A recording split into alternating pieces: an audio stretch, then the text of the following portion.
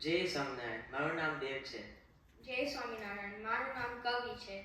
જય સ્વામિનારાયણ. મારું નામ વિધાન છે. જય સ્વામિનારાયણ. મારું નામ માધવ છે.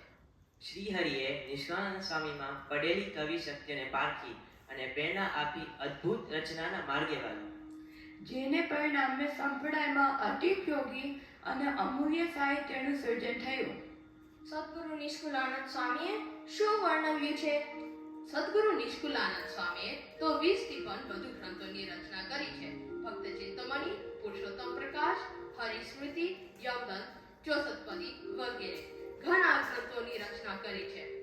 આ બધા ગ્રંથો વેદ પુરાણ આદિ તમામ શાસ્ત્રોમાં સારરૂપ છે. સિદ્ધાંતોથી ભરપૂર અને સરળ ભાષામાં હોવાથી સૌને સમજાઈ જાય એવા છે. તે ઉપરાંત આ બધા ગ્રંથો કાવ્યના રૂપમાં છે, જેથી બહુ સરળ અને રસથી ભરપૂર છે. સદગુરુ નિષ્કુલાનંદ સ્વામીએ ભક્ત ચિંતામણીમાં શું વર્ણવ્યું છે? ભક્ત ચિંતામણી આપના સંપ્રદાયનો અદ્ભુત ગ્રંથ છે. શ્રીજી મહારાજે ગરડા મધ્ય 58 ની સંપ્રદાયની પુષ્ટિનો હેતુ બતાવ્યો છે. તે નિષ્કુલાનંદ સ્વામીએ આ ભક્ત ચિંતામણી ગ્રંથમાં વર્ણવ્યો છે. સ્વામીએ પોતે ભક્ત ચિંતામણીમાં લખાયું છે, આ ભક્ત ચિંતામણી નામ રે, જે જે ચિંતવે તે થાય કામ રે, હે તે ગાય સુને આગંત રે, તેનું પ્રભુ પૂરે મનોરથ રે, તેનો પ્રભુ પૂરે મનોરથ રે. આમ આ ગ્રંથનો ખૂબ જ મહિમા છે. જેમ જ્ઞાન માટે વચનામૃત પરિપૂર્ણ છે, તેમ શ્રીજીના લીલા ચરિત્ર માટે ભક્ત ચિંતામણી પરિપૂર્ણ છે.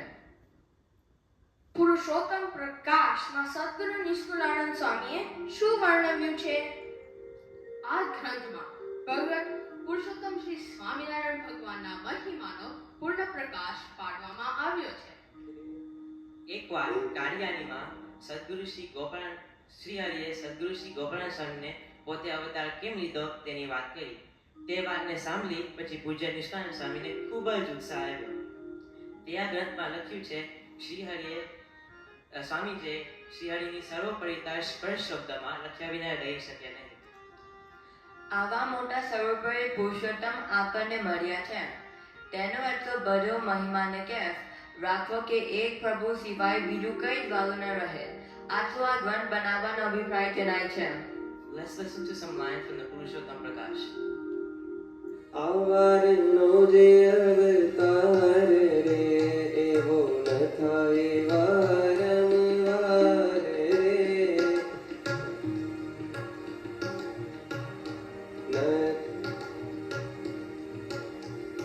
નથી આવ્યા ને આવશું ક્યાંથી રે, જન જાણજો સૌ મનમાંથી રે, સૌ જાણજો જન મનમાંથી રે. અતિ અદ્ભુત! મારે આ ગ્રંથ જરૂર વાંચવો છે. હા ભાઈ, નિષ્કુલાનંદ કાવ્યના એક ગ્રંથ અદ્ભુત છે. ગર્ભવાસ, યમપુરી અને 84 ના દુઃખોનું પાન કરાવ્યા માટે પૂજ્ય નિષ્કુલાનંદ સ્વામીએ ગરુડ પુરાણ મુજબ યમદંત ગ્રંથની રચના કરી હતી. આપણા ગુરુદેવ શાસ્ત્રી મહારાજ પણ યમદંત સ્વામીને સાધુ થવાનું નક્કી કરેલું. હા, 164 ગ્રંથ અદ્ભુત છે. આ ગ્રંથમાં સ્વામી સંત અને અસંતના લક્ષણ બતાવ્યા છે. સદગુરુ નિષ્કુલાનંદ સ્વામીની પદ્ધતિ ખૂબ જ અનોખી અને અદ્ભુત છે. એવી સ્વામીની શું પદ્ધતિ છે? સ્વામી સાચા સંત, ભક્તિ કે વૈરાગ્યના લક્ષણ તો બતાવે છે, પણ સાથે સાથે ખોટા સંત, ખોટી ભક્તિ, ખોટા વૈરાગ્યના પણ લક્ષણ સચોટ રીતે બતાવે છે, જે અત્યારના સમયમાં અતિ આવશ્યક છે. Now let's listen to some lines from the Joseph book. સાચા સંતના અંગે ગાણ રે, જોઈ